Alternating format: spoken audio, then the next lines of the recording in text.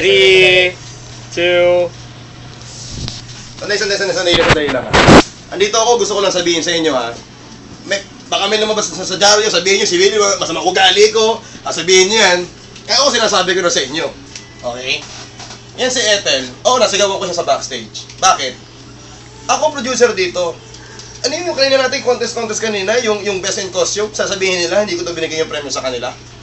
Yung po'y katuwaan lang.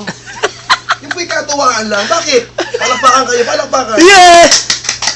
Bakit katuwaan lang? Siyempre, binibigay namin sa inyo, nakakanta kami dito, bibigyan ko ng premyo. Diba? Pero anong ginawa nyo? Diba, sinabi nyo sa akin, bakit ganun, Willie? Ginaganon mo ako, sinisigawan mo ako eh. Kaya ako sumigaw ako sa inyo, bakit? Diba?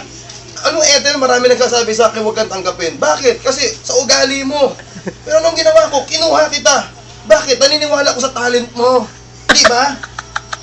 Palakpakan. Diba?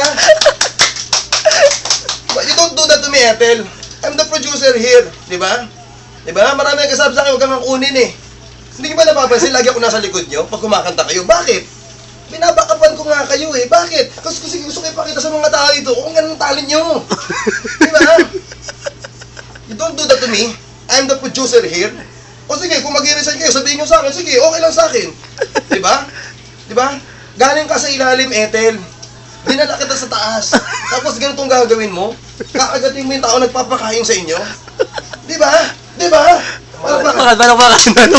Ikaw na nga ang Pag ito nag-hit sa YouTube, dude, astig. puso.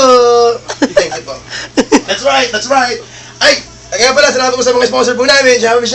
Mi Kenny na. Hindi na naintindihan ko eh. Mi Kenny na.